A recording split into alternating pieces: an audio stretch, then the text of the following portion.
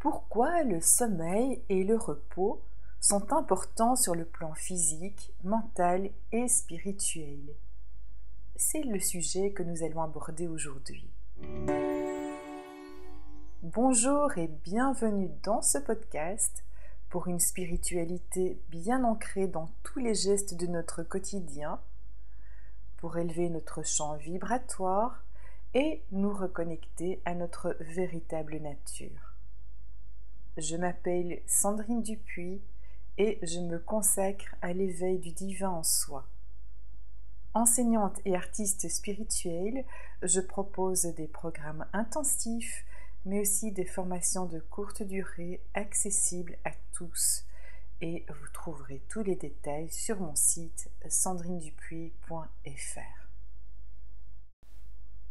Sur le plan physique et mental, le sommeil est le moment où nos cellules se régénèrent, notre respiration et nos battements cardiaques ralentissent, nous rêvons et c'est le moment où la mémoire peut être consolidée et nos émotions régulées.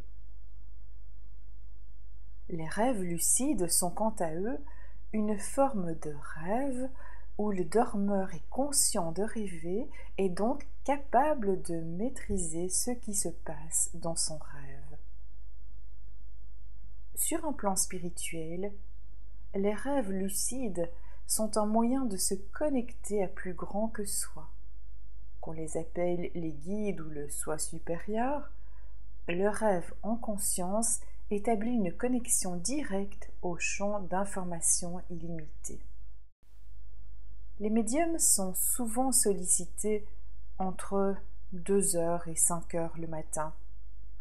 C'est en effet dans cette tranche d'heure que la mélatonine, qui est l'hormone qui nous permet de nous endormir, c'est l'hormone du sommeil, eh bien à ce moment-là, elle est à son maximum de production.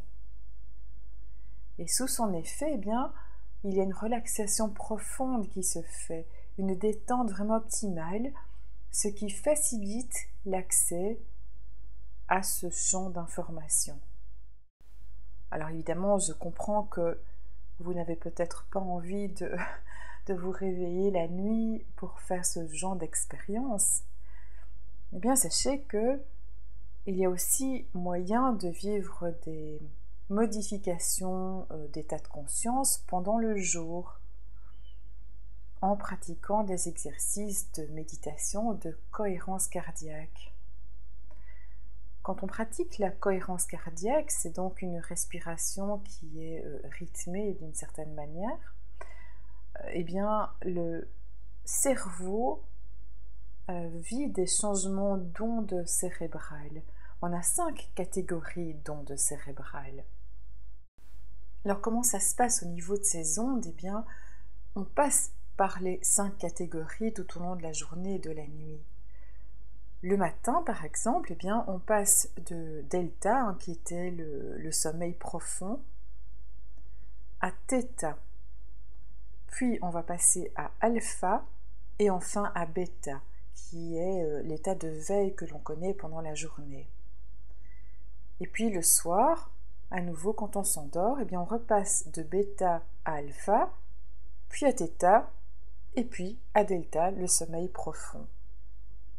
Et c'est vraiment à ce moment-là que c'est le moment propice pour faire des expériences qu'on peut qualifier de mystiques. Alors il y a aussi des ondes gamma qui sont des ondes très courtes et qu'on associe souvent à un état de conscience vraiment pointu, c'est-à-dire focus sur quelque chose. C'est un état très particulier et très profond que l'on peut connaître en état de méditation. Donc ça reste un must si vous voulez faire cette expérience au petit matin ou pendant la nuit, mais pendant la journée, vous pouvez aussi connaître des moments de profonde relaxation si vous pratiquez certains types d'exercices pour vous y amener. Beaucoup de personnes éprouvent des difficultés à s'endormir. Et s'endormir paisiblement, ça peut être vraiment un défi. Mais il existe aussi pour cela des techniques, des habitudes qui peuvent vous aider à favoriser un sommeil de meilleure qualité. Alors, je vais vous partager quelques-uns de ces conseils, mais auparavant, je vais vous raconter une petite histoire. Il était une fois dans un appartement du centre-ville un jeune homme nommé Thomas. Thomas avait un emploi exigeant et sa vie urbaine trépidante le laissait souvent stressé et fatigué. Les lumières de la ville brillaient sans cesse à l'extérieur de ses fenêtres, et le bruit de la circulation était une bande son constante de sa vie. Un soir que la ville était plongée dans le chaos des klaxons et des conversations animées, Thomas décida qu'il avait besoin de trouver un moyen de s'endormir paisiblement malgré le tumulte extérieur. Il commença à explorer différentes méthodes pour créer un sanctuaire de sérénité dans son appartement. Il acheta des rideaux épais pour bloquer la lumière de la ville et se procura des bouchons d'oreilles pour atténuer les bruits de la rue. Cependant, il réalisa que le vrai secret pour trouver le sommeil paisible résidait à l'intérieur de lui-même. Thomas se mit à pratiquer la méditation chaque soir avant de se coucher. Il s'installait confortablement sur son lit, fermait les yeux, se concentrait sur sa respiration. Il imaginait un endroit calme et serein, comme un parc tranquille en pleine nature, éloigné du brouhaha de la ville. En visualisant cet endroit, il se sentait de plus en plus détendu. Il commença également à créer une routine du coucher. Il évitait les écrans au moins 1 heure avant de dormir, préférait la lecture d'un livre apaisant, prenait un bain chaud pour détendre ses muscles et buvait une tisane apaisante. Cela devenait un rituel réconfortant qui lui indiquait que c'était bientôt l'heure de s'endormir. Au fil des semaines, Thomas constata que ces nouvelles habitudes le rapprochaient du sommeil paisible qu'il cherchait. La méditation et la création de son propre refuge intérieur étaient particulièrement efficaces pour apaiser son esprit agité. Il réalisait que la tranquillité qu'il cherchait se trouvait en lui-même et qu'il pouvait l'atteindre, même au cœur du tumulte urbain. Finalement, Thomas parvint à s'endormir paisiblement chaque nuit, en dépit de l'agitation de la ville qui ne s'arrêtait jamais.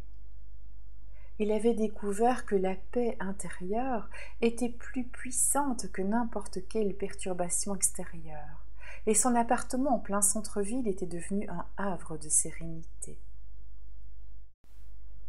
Avec cette petite histoire, vous remarquez qu'on parle de rituel d'endormissement. C'est quelque chose de très courant que l'on fait avec les enfants. On leur raconte une petite histoire le soir, un petit câlin. Enfin, dans chaque famille, il y a des petits rituels particuliers. Et puis quand on est adulte, on a tendance à oublier ça, alors qu'en fait, c'est quelque chose qui reste très appréciable à l'âge adulte également. Alors je vous confie à présent mes conseils et je profite aussi de ce petit moment pour vous rappeler, si ce n'est déjà fait, de vous abonner à ma chaîne, de manifester votre soutien par des petits likes ou un commentaire, ça me fait toujours très plaisir. Alors les petits conseils, les voici. Vous pourriez établir une routine de sommeil, donc celle qui vous convient, par exemple en allant vous coucher et en vous réveillant tous les jours à la même heure, si c'est possible, si votre travail vous le permet. Ça aide donc à réguler l'horloge biologique. Vous savez que souvent, quand on est habitué à se lever toujours à la même heure, même quand c'est congé, eh bien, on se réveille tout seul. Vous pourriez aussi créer un environnement propice au sommeil, par exemple en vous assurant que vos fenêtres sont suffisamment occultées, que votre chambre est calme, à une température confortable, On ne dort pas avec du chauffage, hein, c'est pas nécessaire.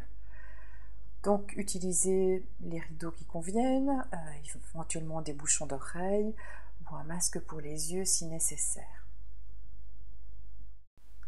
Vous pourriez limiter les stimuli avant le coucher, comme le fait d'éviter les écrans du téléphone, de l'ordinateur ou de la télévision, et ça au moins 1 heure avant de vous coucher.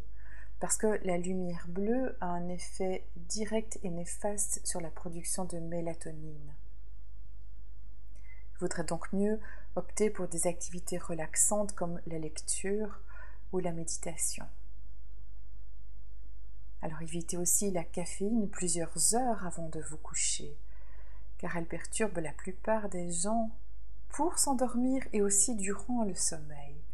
Et c'est exactement la même chose pour d'autres boissons, comme l'alcool ou d'autres boissons énergisantes. L'exercice physique, il peut favoriser un sommeil de meilleure qualité, mais il ne faut pas le faire non plus tout de suite avant d'aller se coucher. Alors, on a déjà dit la méditation, mais aussi la respiration profonde, le yoga, la visualisation. Tout ça, ce sont des techniques qui peuvent vous aider à vous détendre et à vous préparer mentalement au sommeil.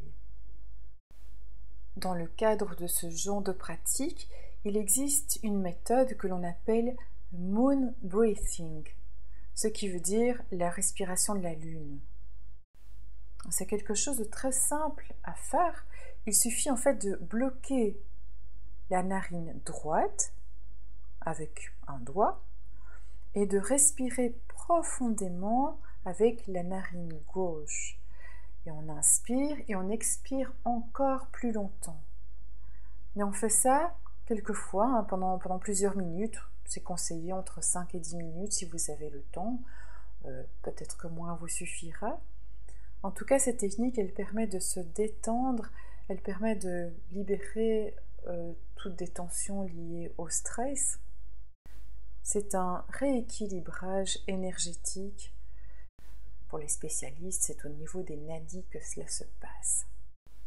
Et il semblerait que le côté gauche du cerveau, celui qui semblerait plus féminin, plus introverti, eh bien, serait plutôt centré sur la lune et serait plus fort le soir. Et c'est pour ça qu'on fait ce travail donc de respiration à gauche, en bouchant à droite. Un autre conseil concerne celui de l'alimentation. Il vaudrait mieux éviter des repas trop lourds le soir avant de se coucher.